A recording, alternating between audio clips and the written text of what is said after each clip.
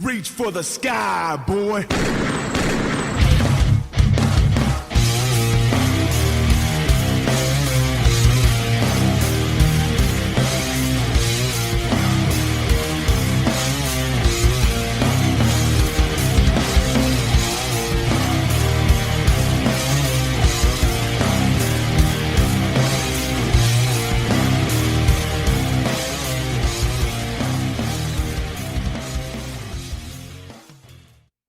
Hi, this is Jeff Quinton with Belts, Bumps, and Barbed Wire, podcast of DMV Wrestling at dmvprowrestling.com. I'm here today for a very special podcast that I wish I wasn't here for, but we're here to remember Jalen Pugh, aka Jay Briscoe, who we lost in a tragic accident earlier this week in Delaware. I spent last weekend at an event in Delaware, wrestled at 1CW, and so I got to know the area a bit and know some of the wrestlers and some of the people involved in the promotion. So this hit me harder than it probably usually would. Although as the father of a daughter and a husband, it hit me pretty hard too. So I just wanted to talk to some people who might have something to say about it and had some important things to say about it, and to talk about Jay Briscoe outside of the ring and as a family man, as a friend, and as somebody who supported wrestling at all levels and all people who got into the business, no matter how new or young they were. So for my interviews today, I interviewed Ty Awesome and Tiberius Asante from 1CW and other companies as well where they wrestle. But I also interviewed Sean Hardy, who's co-owner of 1CW, who was my guest on the first episode of this podcast. So without any further ado, I want to get into the podcast and we can talk more about Jay Briscoe and what a great man, what a great father, and what a great wrestler he was.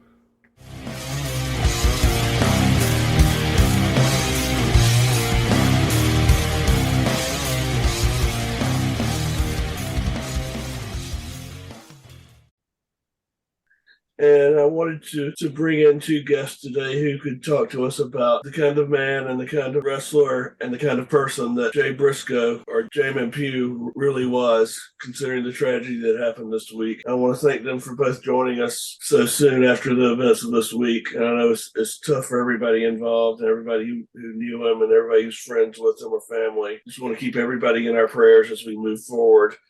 And our guests are Tiberius Asante and Ty Awesome. I'll start off by asking Tiberius to tell us about his wrestling career and how he got to know Jay Briscoe through wrestling. It started 2007 is when I actually met Jay Briscoe, Jamin Pugh. It kind of was like a blessing falling into my lap, kind of. A friend of mine had a ring inside of his garage, and we were doing backyard wrestling at the time, and the guy, one of the guys we were watching, had his ring in the garage, you know what I'm saying? The Briscoes found out, and through a guy named Blake Shirley, that's how we got in contact with him. Came down, and he was like, hey, you guys let us use the ring, we'll use the training. And it became more of a bond more than just training. Like, we became friends, we hung out outside of the ring. A major, major impact on my career. When I did finally go professional in 2015, they were still instrumental and to some of the training, and also just always was around. They met my mom, they came around my mom, they came to my house. Like, we just had a good relationship. And I would see Jay all the time at the gym, you know, I would talk to him all the time. Thanks. And if Ty, you could answer the same question for us. Yeah, so I met Mark and Jay Briscoe when I was 16 years old. I had told my dad, I remember it. I had told my dad that I was really serious about wrestling and that I really wanted to do it. And my dad had a friend, his name was Bobby Gannon, who is now gone as well. And he used to babysit Mark and Jay Briscoe and knew Papa Briscoe and Mama Briscoe. So one thing led to another, and they were able to organize a little get together for me, Mark, and Jay. And they had the ring set up. So that was how I got to meet Mark and Jay Briscoe. They opened up their ring to a kid that they didn't know. And, I was a little scrawny kid, and they treated me like I was one of the guys just right off the bat. And that was a bond that I didn't even know yet. I didn't know about a brotherhood of wrestling yet. But I could automatically feel good with them. It felt like family with them on the first time I met them. That's just how they were. And from there, I just, I was probably in my summer going into my 11th grade year. That's probably when that was. And 2 weeks later, I trained with them again. Didn't hear from them for about a year. And then, I was 18. I ended up doing kind of the same thing Tiberius was doing. I was in the backyard for a little bit. And then eventually I went to Spinebusters Wrestling Academy, reconnected with Mark and Jay Briscoe. We messaged every now and again. I'm not going to say like I messaged him every day or I saw him every day, because I'm not that. We didn't. But he was definitely a huge role model to me in that period. Still is, him and his brother Mark, because they took in a 16-year-old kid who they had no idea and who he was, and accepted me with open arms, and still had a great relationship with me until 12 years later, which is now. So that's how I got to meet Mark and Jay. Thank you. And now I want to let both of you talk, and just talk if you want to, or just one of you can answer this question first. If you talk about any memories you have of them that are specific about the kind of man that Jay is outside of the wrestling ring. You want to go first, Ty? Yeah, I got you. My mom had just had a surgery, and she was still recovering and stuff. Like, she was walking and everything. And so I was like, hey man, you mind if you guys could come by? Like, because they were already by the gym. Like, we had just left the gym. I was like, hey, you guys want to come by the house? I was like, my mom just had surgery. I was like, I talk about you guys all the time. She doesn't have any idea besides the matches I do her and stuff. And they gave her a shirt, and they came over and they treated her like family, and hugged, talking. That was probably one of the nicest things that someone could do. You know what I mean? Because to me, they're on this whole nother level, even though they're so down to earth and so you know what I mean, they're still human. But at the time, I'm like, they're superheroes. So that was pretty cool. And they just treated my mom like family, treated me like family. They still call, Mark always calls my brother, I call him Josh. They always call him Big Hip. And they would always ask about how if he was going and stuff like that. He's just such a genuine good dude. I know for me, I know Jay was my point of contact between the two of them. I heard from Jay more than I did Mark. Jay would always give. That's one thing I can always take from Jay, is that he was a giver. He gave, I made a post on Facebook, but he gave a 16-year-old an opportunity who knew nothing about the wrestling business other than he loved watching it on TV. He gave me opportunities to get in the ring with people that I would have never had the opportunity to get in the ring with. They would keep up on my wrestling work, and they would comment on Facebook, and they would send messages here and there. Mostly Jay, which is awesome. I'm glad I have those messages and stuff like that. And sometimes he would just call me and be like, hey, you want to train? And sometimes there'd be other people there, and sometimes it would just be me. Sometimes I'd just be the only person he'd call. And because he just wanted it little. Sometimes he wanted a whole class. Sometimes he would just give me a call, which was, looking at it now is an honor. It's an honor to for Jay to call me and be like, hey, let's work out in the ring. And one thing that I will never ever forget, because it still blows my mind, but when he was going to face him and Mark were going to face FTR at Final Battle, not the dog collar match, the first match, I think, of the two or three, I can't recall. But he called me over and he was like, hey, let's train. And it was the week of Final Battle, and they hadn't been in the ring yet in that month or that time period in a good minute. So for them to call for Jay to be like, hey, yo, come over and come work out with us. Let's get loose. Let's come up with some ideas and stuff like that. That's a huge memory for me, just to, be called up and help them warm up for a big match. That's a freaking honor. And then the opportunity, he gave me an opportunity to train with him one time, and he didn't even tell me. And Big Bill, Big Cass came over, and I had no idea. You know what I mean? So he would still surprise me sometimes. And, he was always, giving people a foot in the door, give people opportunities, you know what I mean? Allow people to his home, to his parents' home, to his brother's home. You know what I mean? He contributed a lot to his community. Huge family man. I mean, You can see that all over Facebook right now. The guy was a huge family man. Another thing that I'll never take away is Jay's smile. I feel like it would take a lot to make that man not smile. He had to be in character for him not to smile. He had to pretend being angry, at least in my experiences, because man, he was always happy, always smiling, always grateful, always thanking God. You know what I mean? The last story he posted it was him saying, "Man, look at God showing off," you know, because it was a beautiful day. It had a rainbow in the background, and it's still kind of messing with me. But I mean, Jay was just an overall amazing human, not only in the wrestling business, to his community, and he was a role model to many, including myself, who knew him as a child. You know what I mean? As a 16-year-old kid, always looking up to him until this very day still. So, I mean, those are the lasting impressions that, you know, Jay has impacted me with, and I'll never forget, you know, the memories that I have with Jay. Okay, thanks. And Tiberius, do you have anything to add in that regard, or anything else to say? It's funny how Ty says like he could get like Jay would get up with him. Like it's funny because I could get it with Mark faster than I can get it with Jay. Like Mark would hit me up, so that's kind of, I thought that was interesting. Funny. And he called me up when they first were like when Mark was actually started using the chicken gimmick, and they was practicing this the tiki boot. So I thought that was pretty funny. Your story kind of reminded me of that. Mm-hmm. And another cool thing is me and Tiberius, we've known each other for 11 years now, 12 years now, because of Mark and Jay. The second time I went to go train with Mark and Jay Briscoe, Tiberius was there. He had an afro. You know, you couldn't recognize him to this day. But, you know, that's how I actually met Tiberius and Bad Banks, Travis Banks from Delaware.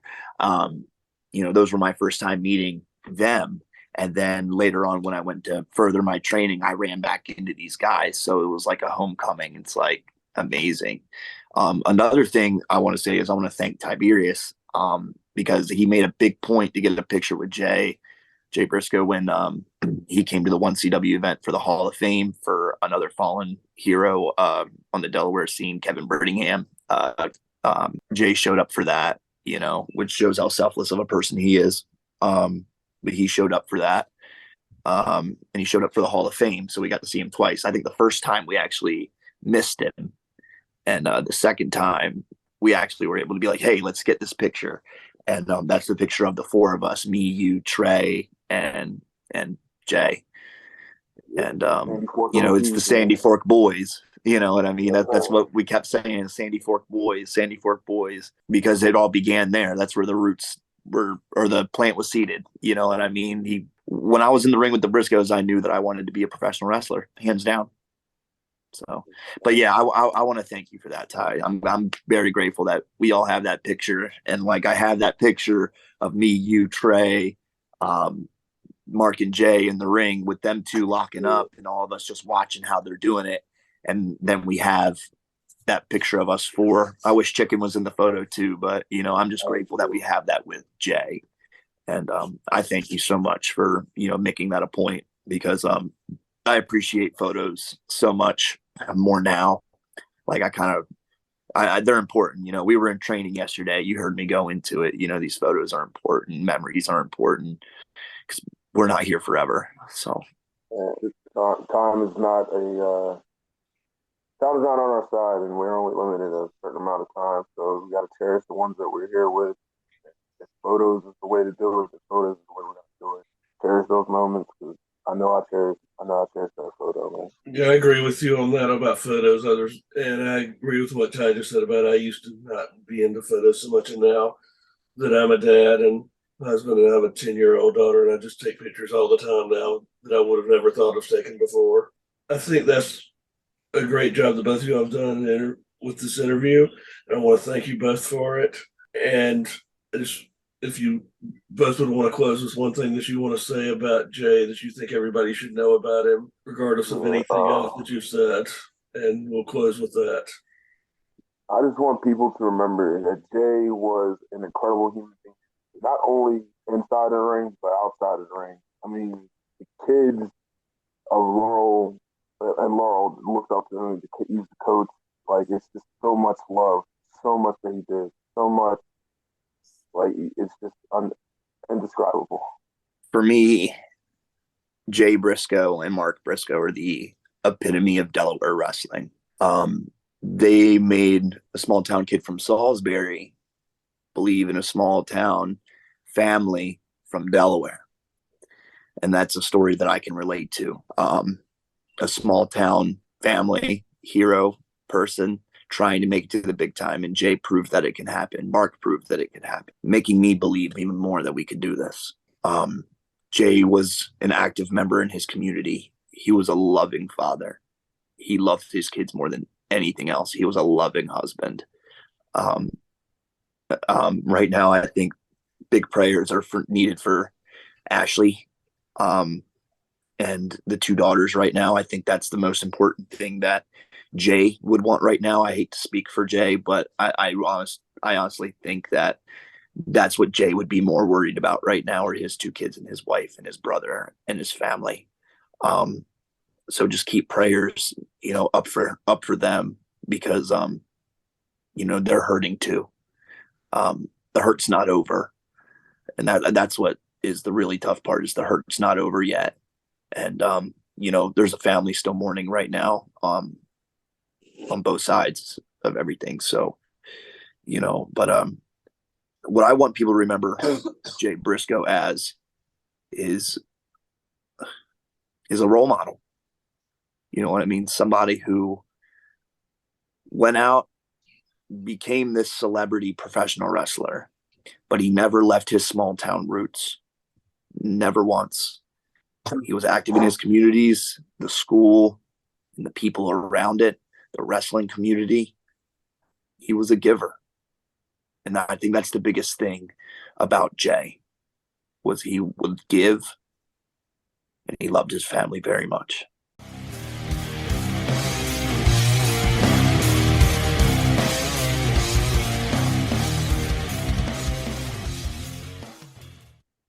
Now we bring to you Sean Hardy, who you've heard before on this podcast, and we wanted Sean to tell us a few things about Jay Briscoe and what he knows about him and what he remembers about him, and how he's feeling now after the tragedy that happened this week. Everybody knows Jay's from Delaware. I was fortunate enough to know him young on in his career. I actually lived in Seaford, the next town over from Laurel. I was familiar with Jamin and Mark. Anyhow, as they started their careers, wrestling under mask and everything before they turned 18, funny times. I was following him and keeping in touch here and there. But make a long story short, in 2003, I started a company with a couple friends, Jeff Rocker, Steve Grossman. It was called Delaware Championship Wrestling. And Mark and Jay were a big part of that, putting us on the map. At that point, they were starting to come into themselves a little bit. People were starting to say, wow, these young boys really got talent. And we gave them a local platform, and they really helped us really, really thrive. They wrestled some big names for us here, and when we were under the Delaware Championship Wrestling banner. And they did the same when I was 1CW, again, trying to help me when I came back as 1CW to make that a great company as well. One of my favorite memories of Jamin specifically was in 2005. I did a little venture with some friends. It was my first venture into a hardcore, and we did it outside and at a bar down in Delmar, Maryland. And they weren't even on the card. The Briscoes weren't even scheduled to be on the card because it was a hardcore thing. And they showed up because Delmar is one town over from Laurel to the south. Seaford would be to the north. So they showed up out of the blue, and I remember it clear as day. And Jamin walked in. He said, "Yo, Hardy, this is you." And I was like, yeah, man. Man, they got me making the matches and everything. I'm part of this. Yeah, man. He's like, me and my brother went on, man. Me and Chick went on. And I kind of looked at the guys I was, working the thing with and everything. And they looked at me and they all shook their heads. Yes, like, you're an idiot if you say no. And I was like, yeah, man, sure, whatever. Let's do it. They ran home and came back.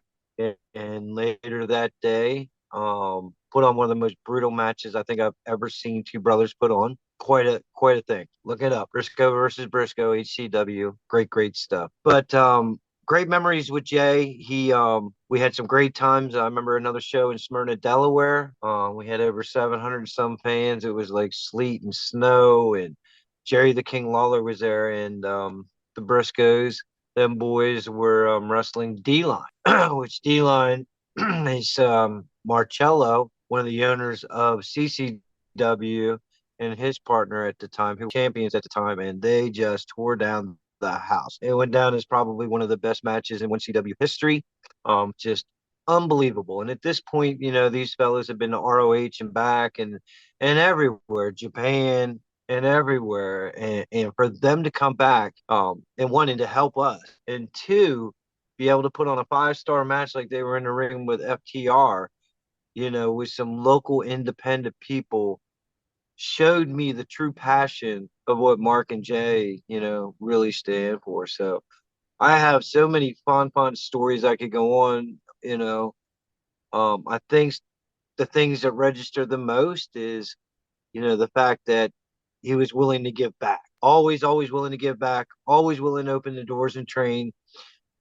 He's responsible for a lot of the stars here, and actually two champions in 1CW, one a former champion, one the current champion in Ty Awesome, former champion in Bad Banks, and he also had his hands with Tiberius and a few others. I know Dustin Tarr, one of our tag team champions, and Chris Tarr. All of us were down there at the farm, and more Ty and Banks honestly there than the rest. But great stories. It was so great, and I was so honored to watch these fellas do what they did on the national platform. Watching them come back and then show up at the local Popeyes and do a signing for Toys for Tots. Come back to 1CW unannounced and do visits and just say hello to everybody and go out and sign autographs and would not take a booking fee, wouldn't take $1 for a picture or an autograph, and would give probably 98% of the t-shirts away, probably didn't sell any. They could have sold hundreds, but gave them away. Just that tells you how they were.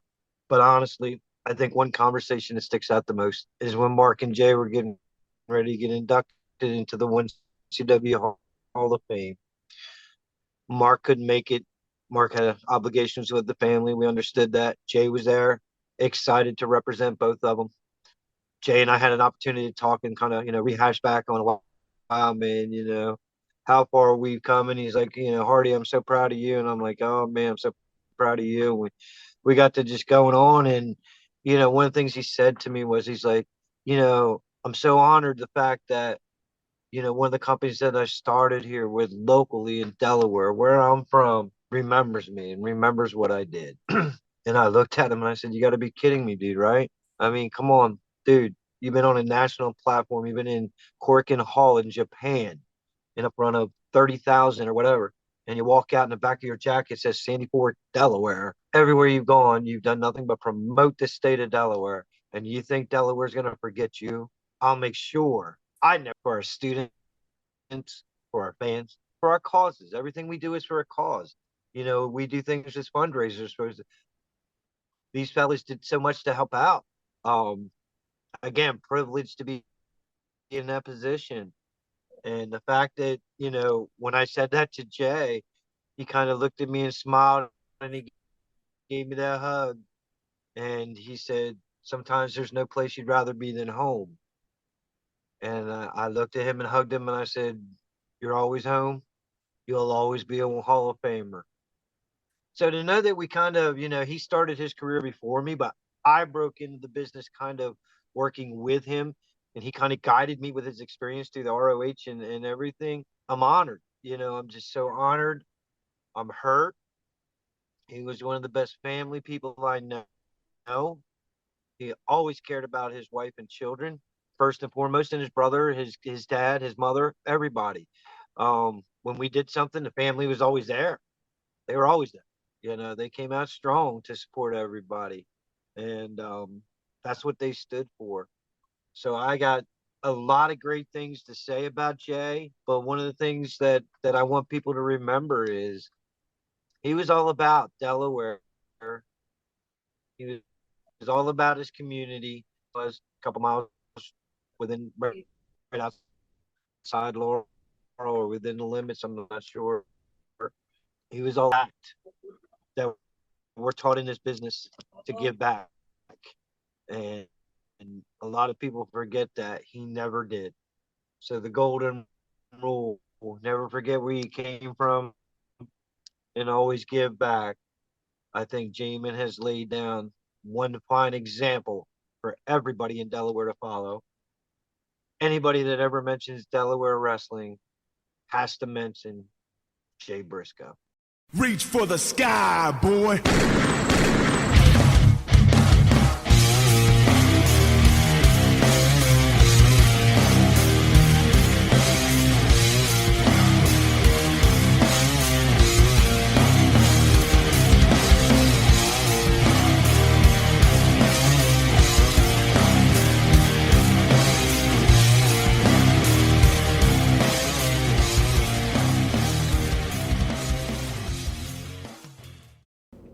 Thanks for joining us for this very special episode remembering Jay Briscoe. This is Jeff Quinton. Our executive producer is Scott English. Our production assistant is Josie Quinton. And I want to thank Sean Hardy, Ty Awesome, and Tiberius Asante for their assistance in this episode, as well as everyone else who was assisted. And I would like to also remind everyone to keep the Pugh family in your prayers, especially the two daughters who are still in the hospital, but the rest of the family as well, as they mourn the loss of their father and husband. Thanks for joining us.